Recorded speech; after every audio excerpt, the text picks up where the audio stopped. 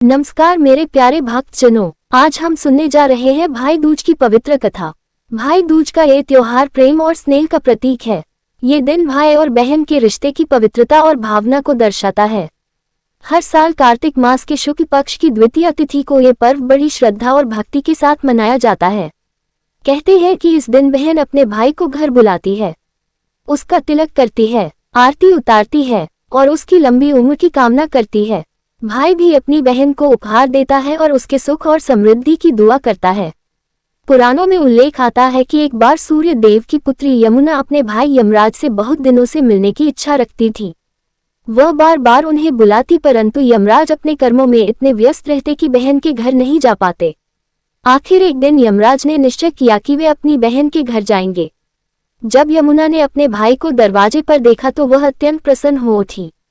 उन्होंने प्रेमपूर्वक अपने भाई का स्वागत किया, उन्हें स्नान कराया, तिलक किया, आरती उतारी और अपने हाथों से स्वादिष्ट भोजन परोसा। भाई बहन के इस स्नेह और प्रेम को देखकर यमराज बहुत खुश हुए।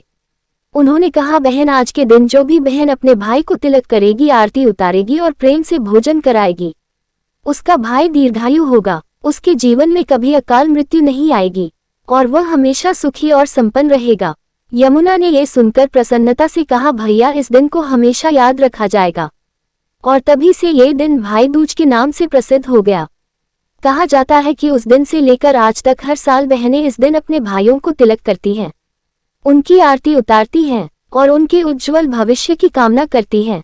यमराज के वरदान के कारण ये दिन भाई और बहन के रिश्ते में अमरता लेकर आता है। भाई दूज को यम द्वितीया भी कहा जाता है, क्योंकि इस दिन स्वयं यमराज अपनी बहन यमुना के घर गए थे और इस दिन गंगा स्नान करने का भी विशेष महत्व बताया गया है।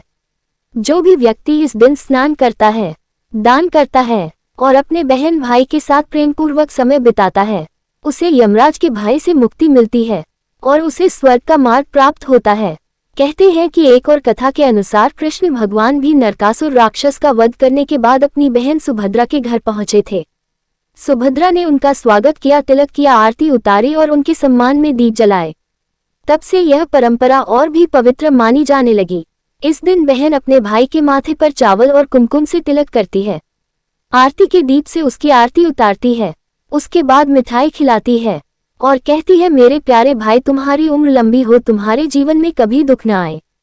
भाई भी बहन को वचन देता है कि वह हमेशा उसकी रक्षा करेगा, उसे किसी भी दुख से बचाएगा और उसे सदा खुश रखेगा। भाई दूज के दिन घरों में उत्सव का माहौल होता है। रंगोली सजाई जाती है, दीप जलाए जाते हैं, मिठाइयाँ बांटी जाती हैं और परिवार में हर्ष और उल्लास का वातावरण बन जाता है। ये त्योहार केवल भाई बहन के बीच का रिश्ता नहीं दर्शाता, बल्कि यह परिवार के प्रेम और एकता का प्रतीक भी है।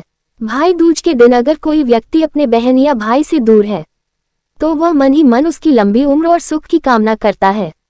ये दिन हमें ये सिखाता है कि प्रेम की भावना दूरी से नहीं मिटती, सच्चा स्नेह हृदय में रहता है।